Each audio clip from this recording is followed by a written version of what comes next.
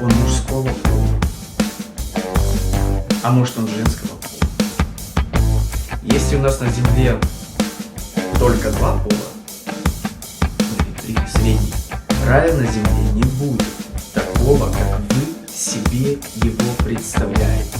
Всем привет, мои дорогие друзья! Я рад вас сегодня приветствовать в нашей прекраснейшей программе «Гениально все просто» энергии Индиго, которые входят в нашу жизнь и делают нашу жизнь прекрасней, веселее, добрее и так далее.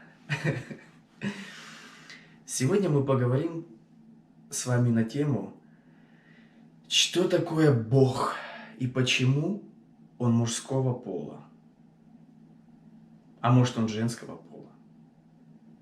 А также рая на земле не будет такого, как вы себе его представляете. И его такого нет, как вы его представляете себе. Потому что он не является таким, каким вы себе его представляете. Он намного ярче и интересней. А также вся полнота знаний, как можно смотреть на все свысока в нашей жизни.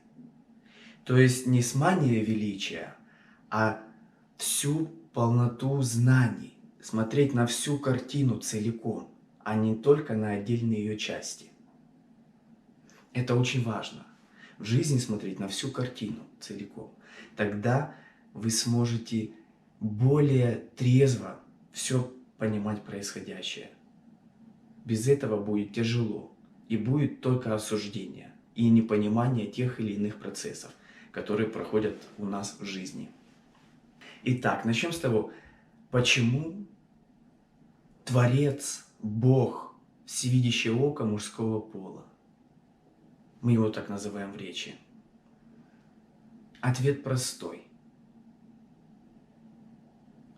У Бога нет никакого пола.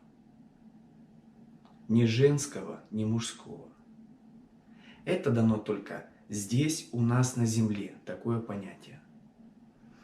На самом деле у Бога нет никакого пола. Он всепоглощающий, всеобъемлющий и всезнающий. Но знаниями не теми, которыми мы думаем. У нас, как у примитивных букашек, там, вот эти все наши знания. Творец воплощает в себе миллиарды и триллиарды разных полов. Если у нас на Земле только два пола, ну или три, средний, не знаю, пол это средний, мы еще все мечемся, мы можем не определиться, то есть у нас два или три пола. А Бог, Творец, Он объединяет в себе все миллиарды полов. Да, представьте, не считайте, что наша Земля такая бедная, наша галактика, наше пространство и Вселенная. Она настолько многообразна, это очень тяжело представить нашим мозгом. Он только принимает три пола у нас на Земле.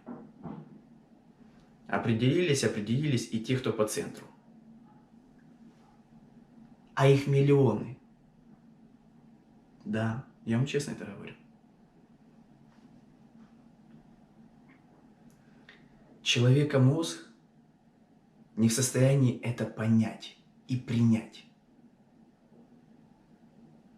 Мы с двумя не можем тут разобраться.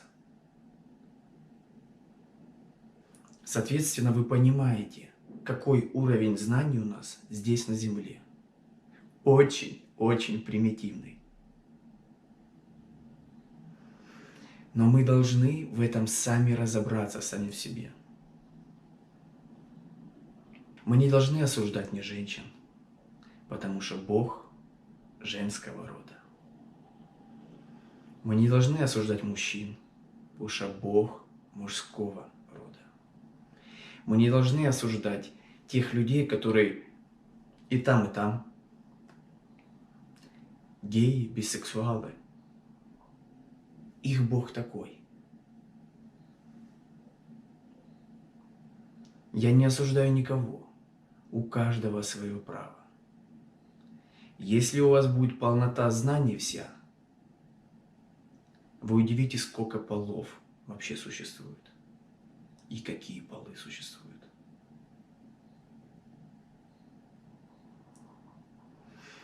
Полы не по тем, по которым вы ходите.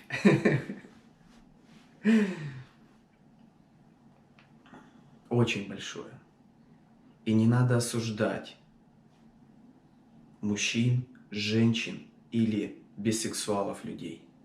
Они имеют на это право. Пусть занимаются чем хотят. Есть такие измерения, где там не то, что бисексуалы, вы не можете себе представить. Но это не является плохое, так как это проявление энергии. Если они проявились, режиссер дал зеленый цвет. Они могут воплощаться, они имеют право жить, и такие же права, как и у нас с вами. Ущемлять никого не надо.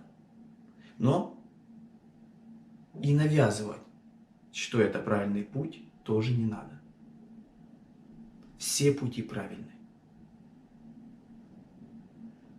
Истина должна быть одна. Это просветлеть. Соответственно, человек не должен осуждать, поступать, жить нравственно, уважительно. Это первые ступеньки для человека. Прийти к осознанности.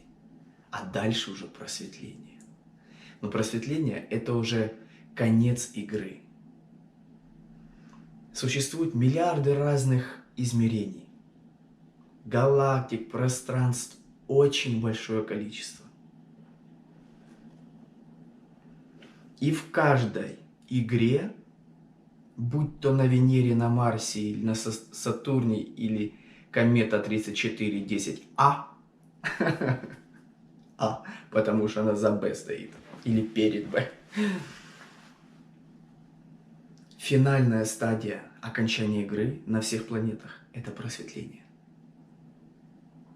У всех концовка одна. Я выиграл. Это очень подобно человеку, который играет в игру на компьютере. Когда он играет в игру, неважно в какую, когда он выигрывает, он я выиграл! И в нем наполняются эти эмоции. Вспомните себя, если вы играли в какие-либо игры. Вася, Петя, Зина, Толя, я выиграла. Или я выиграл. Вот эти эмоции все одинаковые в каждых измерениях. Но это не значит, что каждое измерение легкое, тяжелое. Они очень многосторонние. Но что касается нас, мы должны выиграть в нашем измерении. В игру под названием Земля. Все должны идти к истине. Я вас всех обнимаю, люблю. Хорошего вам настроения. Мы всех победим! У Бога нет никакого Бога. Миллиарды и триллиарды разных богов.